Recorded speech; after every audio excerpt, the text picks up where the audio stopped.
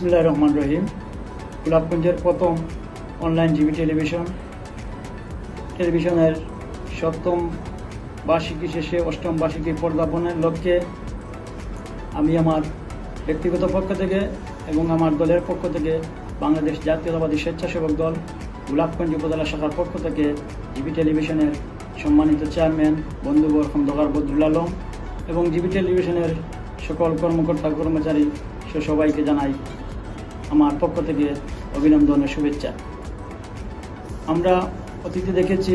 GB television বিগত দিনে যে সত্য ন্যায়ের পক্ষ থেকে যেভাবে গোলাপগঞ্জের বিভিন্ন দাবি দেওয়া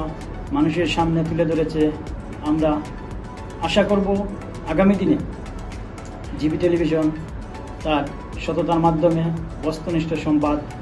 গোলাপগঞ্জবাসী তথা বিশ্ববাসীকে তুলে ধরবে এবং আগামীতে আরও সুন্দর এবং বস্তুনিষ্ঠ সংবাদ পরিবেশন করবে এবং জিবি টেলিভিশনের সকল ফ্যান এবং ফলোয়ারদের শুভেচ্ছা জানিয়ে এবং জিবি টেলিভিশনের আগামীর উত্তরোত্তর সাফল্য কামনা করি।